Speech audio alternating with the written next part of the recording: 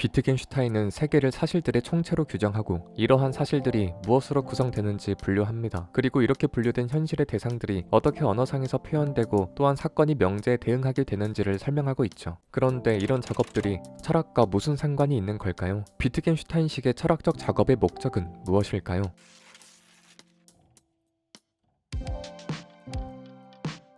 비트겐슈타인은 언어를 명제의 총체라고 규정합니다. 우리의 생각이나 표현에 기반이 되는 정보적 내용의 총합이 바로 우리가 사용하는 언어의 정체라는 거죠. 인간은 언어 구성 능력을 소유하고 있어 이러한 내용들을 상황이나 대상에 맞게 사용할 수 있는 것입니다. 한편 언어는 우리의 사고를 제약하는 역할을 하기도 합니다. 우리 머릿속에 일어나는 일들이 순전히 명제 단위로 일어나는 것만은 아님을 생각해보면 이 또한 맞는 말이라고 할 수 있죠. 비트겐슈타인에 따르면 일상적인 언어 사용으로는 우리의 사고를 직접적으로 도출할 수 없으며 또한 일상 언어의 이해를 위해 전제되는 암묵적 협약들은 그것들을 일일이 정의하고 분류하기엔 너무나 복잡하다고 시인합니다. 그리고 그가 생각하기에 모든 철학적 문제는 바로 이런 종류의 어려움으로부터 발생하는데요. 비트겐슈타인에게 철학이란 무엇보다 언어 비판이며 이런 복잡한 언어의 논리를 이해하지 못한 철학자들의 담론은 단순히 거짓, 즉 틀린 게 아니라 의미 자체가 없다고 일축합니다. 결국 철학적 담론은 언어를 매개로 형성되는 것인데 자신이 사용하는 도구의 성질도 제대로 모른 채 행해진 작업들이 적절한 의미를 가지도록 의도할 순 없다는 거죠. 운 좋게 뭔가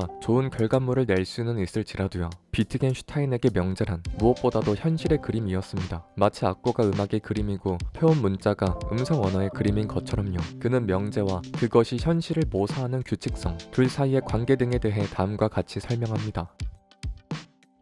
음악가가 악보로부터 교향곡을 끄집어낼 수 있는 일반적 규칙이 존재하며 그 규칙에 의하여 우리들은 음반 위의 홈으로부터 교향곡을 도출해낼 수 있고 또 처음의 규칙에 따라서 다시 악보를 도출해낼 수 있다는 것. 바로 여기에 외견상으로는 그처럼 전혀 상이해 보이는 구성물들의 내적 유사성이 있다. 그리고 그 규칙은 교향곡을 악보로 투영하는 투영 법칙이다. 그것은 악보 언어로부터 음반 언어로의 번역 규칙이다. 언어적 회화성도 바로 이런 모사의 논리에 의거한다는 거죠. 명제를 이해한다는 건 만약 그 명제가 참이라면 그것에 의해 묘사된 상황을 안다는 것을 뜻합니다. 말하자면 뭔가를 묘사하는 것, 기술이 대상을 그 외적 속성에 따라 기술한다면 명제는 현실을 그 내적 속성들에 따라서 기술한다는 건데요. 명제를 이해한다는 건 그렇게 기술된 내적 속성들의 사태, 그것의 의미나 관계를 이해한다는 것입니다. 그렇게 명제에 함축된 그 상황을 알게 된다는 것을 뜻하죠. 명제는 논리적 법칙에 지배되어 나타나기 때문에 원칙적으로 그 구성 요소들, 즉 단어를 이해하면 자연스레 명제 그 자체를 이해할 수 있게 됩니다. 달리 말하면 설령 우리가 의사소통의 단계에선 명제나 문장 단위로 소통한다고 해도 언어의 의미가 규정되는 차원은 단순 기호 수준이라는 겁니다. 마치 우리가 거시 세계의 대상들, 책상이나 의자 같은 것을 보거나 만지고 그것에 대해 체험한다고 해도 책상이나 의자의 본성은 원자적 차원에서 결정되는 것처럼요. 또한 명제의 본질 중 하나는 그것으로 말미암아 어떤 새로운 뜻을 전달할 수 있다는 것입니다. 말하자면 그것은 새로운 정보로 명제가 언제나 상황과 연결되어 있다는 점을 생각해보면 명제가 전달하는 새로운 뜻은 새로운 상황 정보 혹은 세계의 정보에 대한 갱신을 가능케 하는 것이란 뜻이겠죠. 이때 나타나는 명제와 상황의 연관을 토대로 명제가 상황의 논리적 그림이라는 것입니다. 즉 명제는 현실에 대한 그림인 한에서만 무언가를 진술하며 이를 넘어서는 소위 사이비 진술들은 얼핏 의미가 있어 보이지만 실상 아무런 의미도 갖지 않는 가짜 명제들이라는 셈이죠. 여기서 비트겐슈타인의 언어관 그리고 지식에 대한 하나의 입장이 나타납니다. 현실을 묘사하는 수준을 넘어서는 광의한 진술들, 어떤 물리적 세계 너머의 형 이상학적인 차원에 관한 공수표를 남발하는 발언들, 이와 관련된 철학적 작업들은 사실 올바른 명제 형태로 이루어져 있지 않으며 그렇기에 아무런 의미도 가질 수 없다는 것입니다. 아무런 의미도 갖지 않는 명제와 담론들을 토대로 지금까지의 철학적 논의가 진행되어 왔기 때문에 철학적 문제들이 역사적으로 언제나 빙빙 돌 수밖에 없으며 결코 해결된 적 없이 이어져 왔을 뿐이라는 거죠. 따라서 비트겐슈타인은 현실의 그림에서 환상을 지우고 언어의 의미와 명제의 역할을 명확히 하기만 하면 사이비 담론들은 사라지고 진정한 철학적 해결들이 등장할 것이라고 기대했던 것입니다. 후기에 가서야 비트겐슈타인은 이런 생각들이 잘못되었음을 시인하긴 하지만 어쨌거나 그의 논리적 체계성, 엄밀한 의미 규정을 생각해보면 대담하지만 혁신적이고 탁월한 관점이라고도 할 수 있겠죠. 그래서 전기 비트겐슈타인의 작업을 두고 철학사에 언어적 전해라는 이름을 붙이기도 합니다. 기존의 모호하고 공상적이던 철학의 문제들을 언어적 차원으로 명확히 규정함으로써 철학사의 방향을 뒤흔들어 놓았다는 의미로 말이죠. 마치 코페르니쿠스적 전해처럼 말입니다. 다시 명제에 관한 것으로 돌아와 명제의 가능성은 기호들이 대상들을 대신한다는 원리에 의거한다고 비트겐슈타인은 말합니다. 언어적 맥락 안에 사용되는 단어들, 기호 같은 것들이 현실의 대상을 그 언어의 맥락에서 대체할 수 있기 때문에 명제의 구성과 표현이 성립할 수 있다는 건데요. 그러나 비트겐슈타인이 강조하는 점은 논리적 상황들은 대신될 수 없으며 사실들의 논리를 대신할 수 있는 것은 없다는 것입니다. 즉, 대상들이 서로 관계를 맺는 논리적 형식은 대체될 수 없고 다만 언어상으로 동일한 논리적 형식이 보여질 뿐이라는 뜻입니다. 그렇기에 논리적 규칙에 의해 논리적 구문론의 체화는 현실 자체에 대한 인식 능력을 향상시키는 것과 같은 거죠. 단순한 예로 논리학에서 모순율을 이해한다는 것은 어떤 한 명제가 동시에 참과 거짓일 순 없다는 것을 이해하는 것입니다. 이를 현실로 빗대자면 사람이면서 사람이 아닐 순 없고 회사 직원이면서 직원이 아닐 순 없으며 가족이면서 가족이 아닐 순 없다는 거죠. 따라서 이러한 논리적 규칙을 현실에 적용해 현실의 요소들을 정렬하고 명확히 한다는 것은 결국 세계에 관한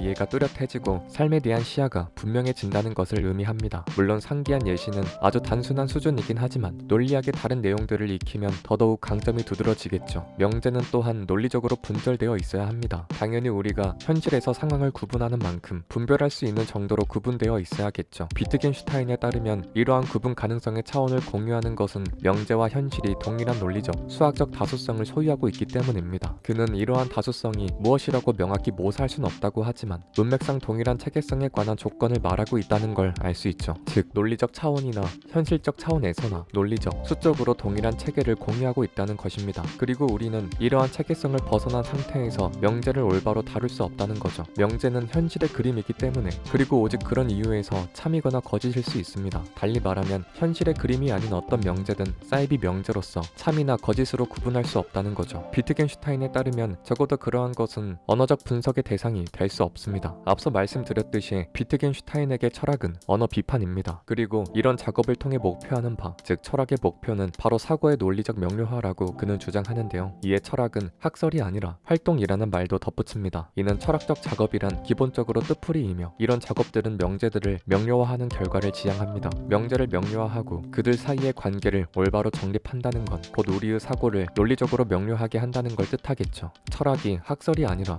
활동이라는 말도 이런 맥락에서 이해될 수 있습니다. 철학은 어떤 교조적인 인생관을 수립하고 내세우거나 자신만의 개념의 집 안에서 고립된 채 하는 것이 아닌 실제 철학적 작업을 어떻게 하는지 보여줌으로써 그것을 해야 한다는 거죠. 여기서 철학적 작업이란 물론 언어적 분석일 테고요. 이로부터 철학은 생각될 수 없는 것을 경계짓고 그 경계로 말미암아 생각할 수 없는 것을 경계지어야 합니다. 비트겐슈타인은 대상, 상태들의 형식적 속성과 구조적 속성을 구분합니다. 여기서 구조적 속성은 이전까지 말해왔던 내적 속성을 뜻하는데요. 그는 어떤 속성을 지닌 대상이 그것을 소유하지 않는다고 생각될 수 없을 때 그 속성은 내적이라고 정의합니다. 예컨대 책상이라는 대상은 그 위에 뭔가를 덧대어 쓸 수 있다는 속성을 가지고 있는데 우리는 그 위에 아무것도 덧대어 쓸 수 없는 책상을 상상할 수 없습니다. 그런 대상을 상상할 수는 있지만 그건 책상이라고 부를 수 없겠죠. 따라서 그 위에 뭔가를 덧대어 쓸 수 있다는 것은 책상의 내적 속성이 되는 것입니다. 다른 예로 빨간색과 주황색은 스펙트럼 상에서 서로 비교될 수 있는데 두 색이 이러한 비교 가능성을 가진다는 것도 내적 속성이라고 할 수 있죠. 색이라는 차원에서